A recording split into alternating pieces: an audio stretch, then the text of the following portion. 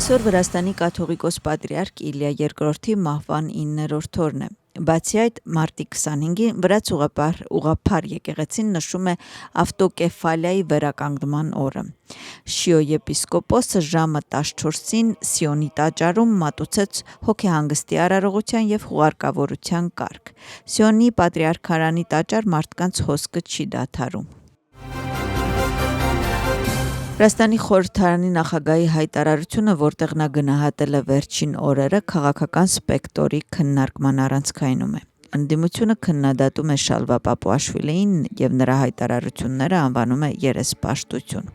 Իշխող թիմը պնդում է, որ նույնիսկ սգո օրերի մարդկանց որոշակի խումբ չի վարանել ամոթալի հայտարարություններ անել։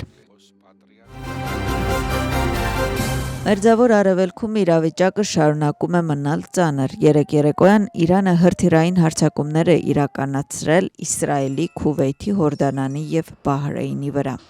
Իրանի հեղափոխական պահպանակների կորպուսի տվյալներով հրթիռները արձակել ինչպես Իրանի ուղղությամբ, այնպես էլ ամերիկյան ռազմաբազաների վրա Քուվեյթում, Հորդանանում եւ Բահրեյնում։ Լիբանանում Իսրայելի հարվածների հետևանքով զոհվել է 6 մարդ։ Իսրայելը նաեւ հարձակվել է Իրանի վրա։ Իսրայելի պաշտպանության ուժերի տվյալներով թիրախը իրանական ռեժիմի ենթակառուցվածքներն են եղել։ Իրանի բանակցողները Միացյալ Նահանգներին զգալի չափով նվեր են տրամադրել նավթի եւ գազի հետ կապված, որը կապված է Հորմուզի նեղուցի հետ։ Այս մասին Դոնալդ Թրամփը հայտարարել է լրագրողներին։ Սպիտակ տանը կայացած նիստից հետո հայտարարություն է տարածել ԱՄՆ-ի պաշտպանության նախարար Փիթ Հեքսեթը։ Ըստ նրանք բանակցություններ են վարում ռումբերի հետ։ Նա ասում է, որ պատմության մեջ առաջին անգամ է, որ Իրանի նման ժամանակակից ռազմական տերություն ունեցող պետությունը ոչնչացվում է վայրկյանապես։ Թուրքիայի նախագահը կարծում է, որ Մերձավոր Արևելքում պատերազմի դադարեցումը հնարավոր է միայն երկխոսության եւ լուրջ բանակցությունների միջոցով։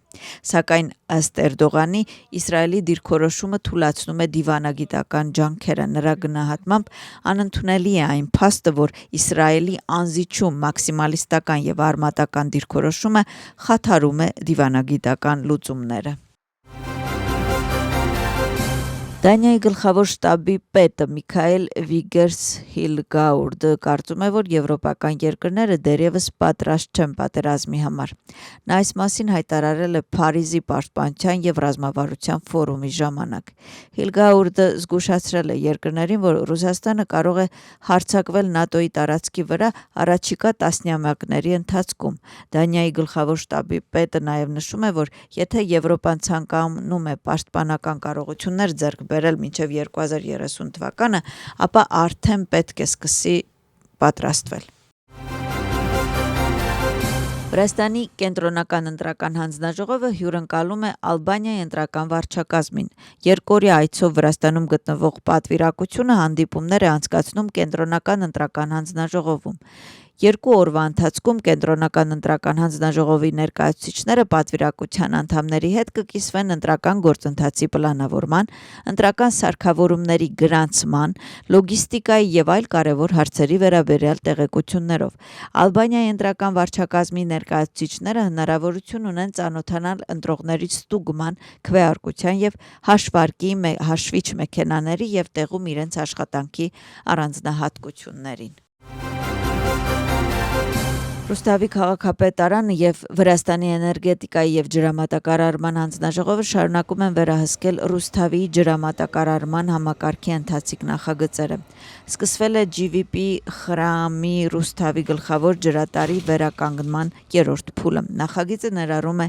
1 կիլոմետր գլխավոր խողովակաշարի փոխարինում։ Նորովնինո Լացիբիձեն եւ Դավիթ Նարմանյան Ռուստավի քաղաքապետի խորհրդի նախագահի եւ ընկերության ներկայացուցիչների հետ միասին տեղում ստուգել են աշխատանքները։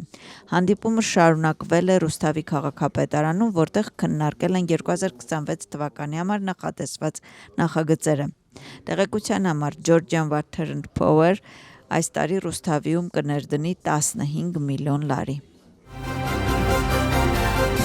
Թող նոր կյանքը օրհնի ձեզ։ Սա մշակութային ժառանգության շարժում հասարակական միավորման նոր տեղեկատվական արշավի անվանումն է։